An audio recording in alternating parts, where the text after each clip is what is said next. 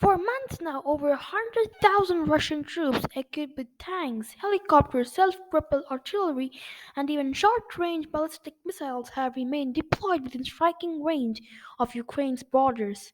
The concentration of Russian troops on the Ukraine border continues to grow with every passing day, matched by the hardening of rhetoric from the Kremlin and inflexibility of North Atlantic Treaty Organization NATO, led by Western Europe and US.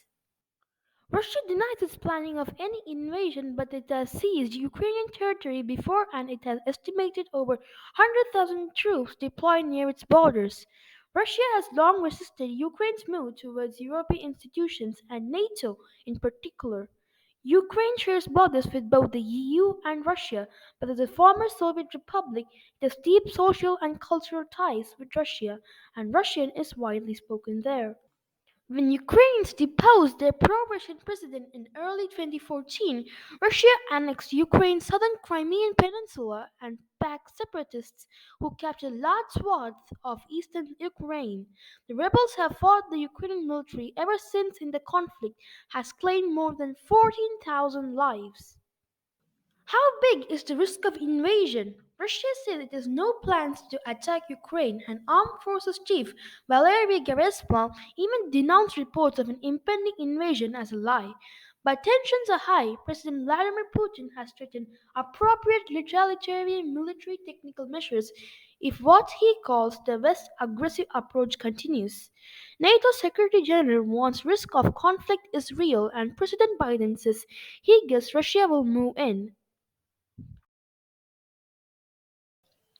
Russian troops had amassed near Klimovo, Pogovo, Soloti, and Crimea.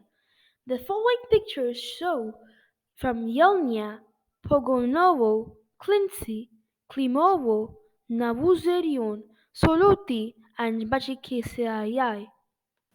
What does Russia want from NATO? Russia has spoken of a moment of truth in recasting its relationship with NATO.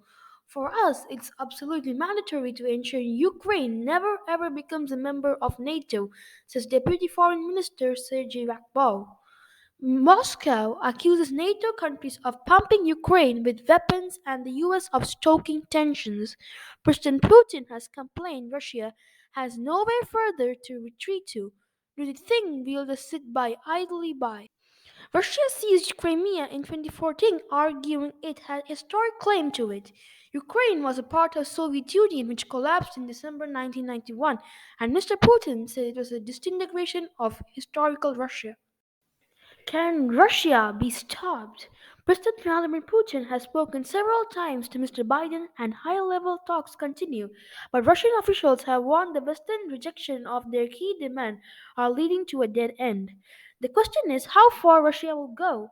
President Biden has warned that a full scale invasion would be a disaster for Russia, but if it was a minor incursion, he said controversially that the West would end up having a fight about what to do.